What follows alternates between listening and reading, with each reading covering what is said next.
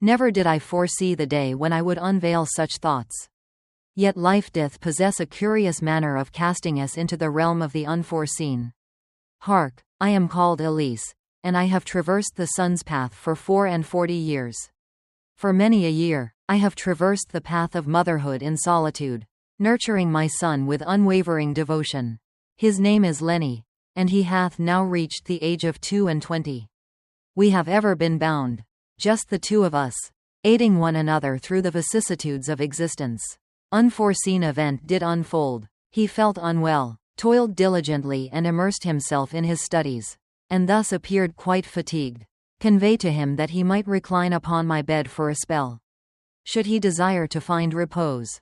Night most frigid, when our abode doth take its time to embrace warmth, I did drape a heavy covering upon him at the outset. Commonplace scene, a mother aiding her son. Yet as I reclined beside him, sensed his form draw nearer. He must have sought warmth, and I paid it little mind. Yet then he encircled me with his arms, drawing me near, reminiscent of the tender embraces of his youth. Though taken aback, I chose to let it pass, for he likely sought solace in that moment. Lo, I sensed his warmth beside me, his breath a steady rhythm in the air. As we reclined in that tranquil moment, I sensed Lenny's breath grow languid, as if he were surrendering to the gentle embrace of slumber. The chamber lay in such stillness that the sound of my own heartbeat echoed within it. It did strike a curious chord, yet brought with it a soothing balm. I remained still, reluctant to disrupt his repose, convincing myself it was merely a mother bestowing solace upon her child. Yet, as time passed, he stirred once more, drawing nearer to me beneath the coverlet. As his arm encircled me with a firmer grasp, I found myself momentarily paralyzed, caught in a web of uncertainty regarding my thoughts. Part of me yearned to voice a thought, to withdraw from the moment. Yet another part remained steadfast, unmoving. A palpable tension hung in the air, one that I could not dismiss. Yet the reason for such a feeling eluded my grasp. Then, an event transpired that did take me aback. Upon the soft embrace of the blanket, I did encounter a firmness most unexpected. It came as a surprise, and my heart did quicken with fervor. I endeavored to maintain my composure, to remind myself that he was but my offspring. Perchance he was unaware of it himself. I reclined in silence, striving to cast aside the tumultuous emotions that began to swell within my breast. I whispered to mine own heart that it was but a fleeting instant, a curious and uncomfortable pause that would soon fade. Yet as the sands of time slipped through the hourglass, I discerned that all was altered, and I found myself at a loss on how to navigate this new reality. Lenny remained near, his breath a calm rhythm. Yet I sensed the heat of our connection intensifying, desiring to stir, to utter a jest, to dispel the weighty air. Yet the phrases eluded my grasp. In that fleeting instant, I found myself ensnared, lost in a tempest of emotions, uncertain of the very essence of my own heart. Then Lenny didst shift with subtle grace, raising his head to cast his gaze upon me. His gaze bore a gentle warmth, a glance that stirred within me a curious blend of comfort and trepidation. In that moment, though he uttered not a word, his eyes did convey a silent inquiry, as if to seek assurance of my well-being. I endeavored to don a smile, yearning that it might lighten the peculiar weight upon my heart. Yet it served only to deepen the profound stillness that enveloped me. Lenny's hands did rest upon my arm, gentle and warm, a steadfast presence. His fingertips didst glide with a gentle touch, as if lost in reverie, though it was but a trifling matter. Each gentle caress ignited a flame within my soul, one that I found impossible to dismiss.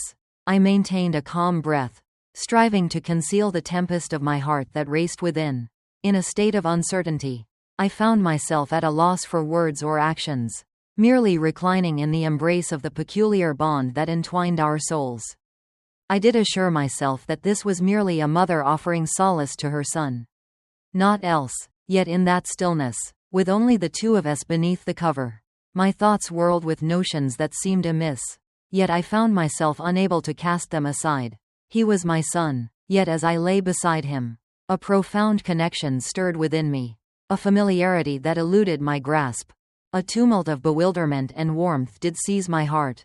an unforeseen sentiment that rendered me motionless. Lenny appeared oblivious to the turmoil that beset me. He lingered by my side, his hand gliding gently, a balm to my spirit, as though it were the most ordinary act under the heavens. His breath was steady, his eyelids gently sealed once more, and I pondered whether he was drifting into slumber. Yet then his hand stirred, ascending languidly along my arm. A shiver coursed through my being as he unsealed his gaze, meeting mine with an intensity most profound. In his gaze lingered a query, as though he sought to ascertain the propriety of this moment. Should I experience the same peculiar allure as he? I softly uttered his name, scarcely managing to voice the syllables, though I yearned to cease this course, to withdraw and fashion a chasm betwixt us. Yet I found myself rooted, unable to stir. The tension that lay betwixt us was most potent, akin to a silent tempest gathering force in the stillness. In silence we remained, yet the atmosphere brimmed with sentiments unvoiced, emotions we both harbored, yet found ourselves unable to articulate. Then, as though it were the most fitting of actions, he drew nearer. Mine heart did thump with fervor, and my thoughts did race like the swiftest steed. Yet I found myself unable to retreat. I found myself in a tempest of emotions, ensnared between the duties of a mother and the peculiar stirrings that arose as he drew near. In that fleeting instant, my breath was stilled, and all musings slipped into the ether, leaving naught but the essence of our shared moment. Lenny's hand did softly repose upon my shoulder, his fingers tarrying as though he too found himself in a moment of indecision. The realm that enveloped us seemed far removed, and my sole attention was drawn to the essence, the unwavering rhythm of his heart that I could nearly perceive. Forsooth, I did shut mine eyes for but a fleeting moment, seeking to still the tempest within. I did resolve to sever the bonds that wrought such perplexity and, at times, brought forth torrents of sorrow. Yet, in that moment, his hand did softly ascend, tenderly sweeping a lock of hair from my visage. It was a gesture most humble and tender. Yet it stirred my heart with a profound ache, the reasons of which eluded my grasp.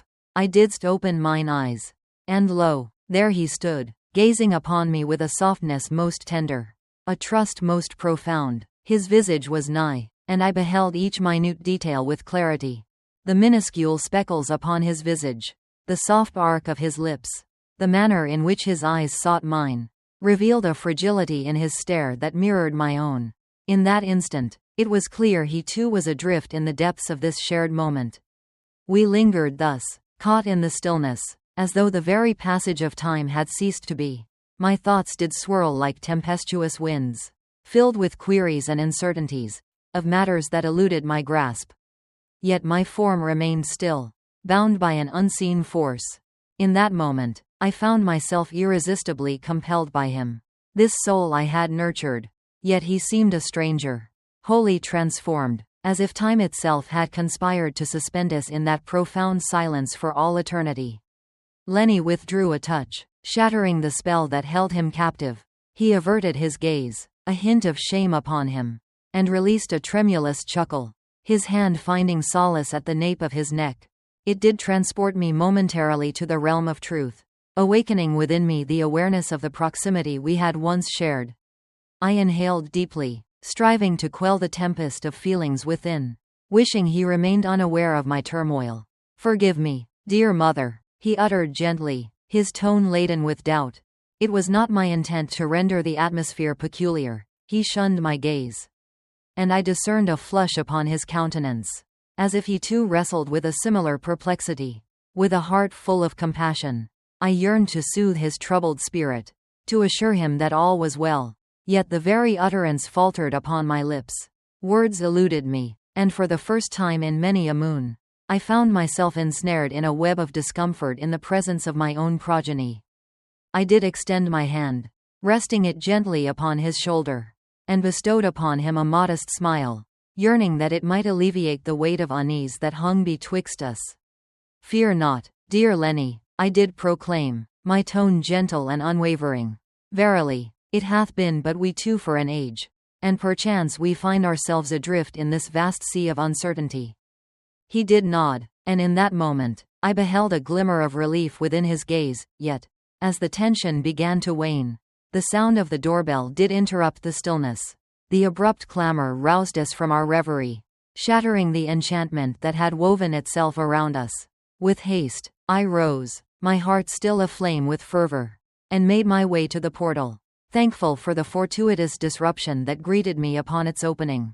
Lo, I did behold our neighbor Mark, standing yonder. Mark hath ever been a kind soul, a steadfast companion upon whom I could rely in times of need. He did smile, yet his gaze tarried upon me a touch longer than the norm. And I came to perceive that I still bore that peculiar energy from the encounter with Lenny. I endeavored to steady my demeanor, wishing he remained oblivious to any peculiarities. "Good morrow, Elise," he spake, his tone imbued with warmth. "I deemed it prudent to visit and enquire if thou art in want of aught. Verily, I perceive the chill hath settled upon us of late, and I stand ready to assist thee with any troubles of warmth thou mayest encounter." A curious tide of solace did sweep o'er me, and for a fleeting instant, I allowed mine own self to find repose. "Ah, my gratitude to thee, Mark," I did respond, with a smile upon my countenance. "Verily, the abode doth grow somewhat cold. Thy kindness would be most cherished." As Mark did enter, I sensed Lenny's gaze upon us from the corridor, his countenance a mask of inscrutability. I cast mine eyes upon him, and for but a fleeting moment, I beheld a glimmer within his gaze, a spark akin to envy. Though he endeavored to conceal it with haste, it did astonish me, leaving me to ponder whether he harbored sentiments deeper than he wished to reveal. As Mark didst traverse the room, inspecting the heater, he inquired of me how matters fared within the household. We engaged in trivial discourse, yet my gaze often strayed to Lenny, who remained silent, observing us with an odd fervor. I did perceive his unease, and it bestowed an additional veil of strain upon the chamber. I found myself in a quandary, yearning to soothe the tensions with Mark whilst acutely conscious of Lenny's watchful eye, his stare unwavering upon us. After a brief interlude, Mark didst turn to me, his countenance aglow with a gentle smile. "Verily, all doth appear well in this place. Dear Elise, pray, do not hesitate to summon me should further assistance be required." Less than text, I expressed my gratitude, and as he departed, I sensed the strain betwixt Lenny and myself intensify. I did shut the door, and turning mine eyes upon him, I beheld him standing there, arms crossed, with a countenance most grave. "Art thou well? Pray tell, Lenny," I inquired, seeking to fathom the thoughts that danced within his mind. With a slight shrug, he spoke in a hushed tone. I am well, merely caught unawares by Mark's sudden visit. Nothing more." With a heart full of questions, I yearned to engage him in discourse, to unravel the tangled threads of our connection. Yet, ere I could utter another syllable, he strode by, retreating to his chamber in silence, leaving me in a tempest of unspoken thoughts. The portal did gently shut in his wake, and I remained, beset by a curious blend of solace, perplexity, and an enduring whisper of matters yet unresolved. I found myself before Lenny's shut portal, gazing upon it with a heart heavy with a sorrow I could not wholly comprehend. My thoughts danced in a tempest of emotions, reflecting upon the intimacy we had woven, the lingering gaze that held its own secrets even in the presence of Mark, and the peculiar, unvoiced tension that seemed poised to rise once more. I withdrew to my chamber and perched upon the brink of my bed, musing upon all that I had come to know. To turn a blind eye to it was no longer an option. Yet in that moment, I found myself at a loss as to how to confront the matter at hand. Lo, a gentle rap did grace my portal. Mine heart did leap with a touch of wonder. If Lenny had returned, had entered, I uttered, striving to maintain a steady tone. Lenny didst unbar the portal and crossed the threshold, his visage a mask of inscrutability. He approached and took his seat beside me, gazing upon his hands. We lingered in silence, the atmosphere thick with all that remained unspoken. "Mother," he at last commenced, his tone barely a murmur. Verily, I find myself in a state of perplexity. Pray forgive me if I have wrought any discomfort in our discourse earlier. I merely," he faltered, as if the very essence of his thoughts eluded him. I did lay my hand upon his. imparting a gentle squeeze. Lenny, fret not, for we find ourselves in a moment of uncertainty. Indeed, we have traversed this path together for an age. And in such solitude, the mind may wander and the heart may falter. He did incline his head, his eyes remaining fixed upon his own hands. And then he raised his gaze towards me, his eyes brimming with a tumult of sentiments. With a gentle murmur, he confessed his struggle to comprehend, as if the very admission bore a weight he feared to unveil. Alas, I found myself at a loss for words. My heart did ache with a similar tumult, and for a fleeting moment, I pondered the act of extending my arms to embrace him, to whisper sweet reassurances that all would be well. Yet, uncertainty clouded my mind. I questioned whether such a gesture would serve his needs or merely weave a more intricate web of complications. Thus, I remained in my seat, allowing the stillness to convey the sentiments of our hearts. At last, I drew in a profound breath and gazed into his eyes. Good Lenny, perchance we ought to withdraw a pace and ponder upon the words I have spoken with care and tenderness. To feel a bond is but a sweet embrace, yet to seek solitude for contemplation is equally noble. He did nod with a measured grace, yet in a moment of unexpected tenderness, he rested his head upon my shoulder, reminiscent of the days of his youth. It brought a sense of solace. A well-known embrace, yet possessed an uncanny sharpness that I could not dismiss. Mine heart did tenderly yield, as I encircled him with mine arm, drawing him near in a manner that bestowed a sense of security. Albeit the queries that lingered betwixt us remained but partially resolved. Forsooth, in this fleeting moment, I sensed that perchance we need not possess all the answers at this very hour. We might proceed with measured steps, unraveling the complexities hand in hand, though the path may be fraught with intricacies. As we lingered in each other's embrace, a serene tranquility enveloped me, a gentle assurance that, come what may, we would navigate this journey side by side. We lingered in that moment, seated in serene companionship, as though the tumult that lay betwixt us might vanish simply through our shared proximity. Yet, within the depths of my soul, I discerned a comfort that was tinged with unease, akin to a sensation lurking just beneath the veneer, one that neither of us could dare to overlook. After a time, Lenny raised his visage and cast his gaze upon me, his countenance grave. Mother, I find myself in a quandary with these tumultuous emotions that besiege my heart. Though I wish not to burden our path further, I find it impossible to turn a blind eye to the matter at hand.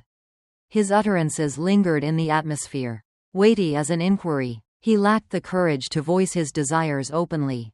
I did swallow, my thoughts a tempest as I sought the fitting words to utter. Yet, as I didst part my lips, a further rap upon the portal didst sound. We both did startle, our eyes meeting in a moment of surprise, unprepared for the sudden turn of events. The rap upon the door was resolute, imbued with a sense of haste, as though the knocker possessed knowledge of matters most pressing beyond the threshold. With a swift surge of trepidation, I rose and made my way to the threshold. Upon my opening, there stood Mark once more, his visage etched with concern. Fair Elise, I beg thy pardon for this intrusion. Pray, I pondered, and wished to ascertain if all was in good order. Thou didst appear somewhat amiss earlier.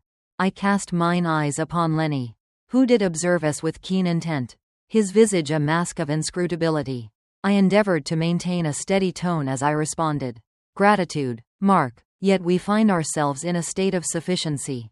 Lo, I find myself in the gentle embrace of a tranquil Eve. Mark cast his eyes upon me, then turned to Lenny, his expression steeped in contemplation. Verily, take heed, for I dwell but a stone's throw away shouldst thou require aught. Once he departed, I secured the portal and turned my gaze back to Lenny, who remained fixed upon me with an unwavering fervor. He rose to his feet, advancing with measured steps in my direction. And once more, my heart did quicken with fervor, the atmosphere surrounding us heavy with unspoken words. Yet as he approached, he halted, his countenance transforming as though he were engaged in an inner struggle. Perchance, dear mother, we ought not to press this matter further, he uttered softly, his voice trembling with uncertainty. Perchance, we require a span of time. I did acquiesce, my heart heavy with the weight of such tumultuous emotions.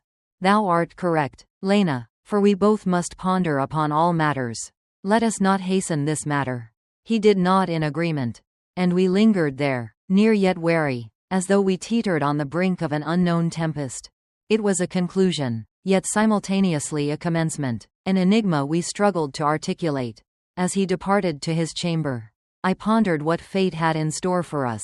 If thou dost wish to hear the remainder of our tale, prithee, let us know in the comments below, and we shall unveil what transpires next in the second act.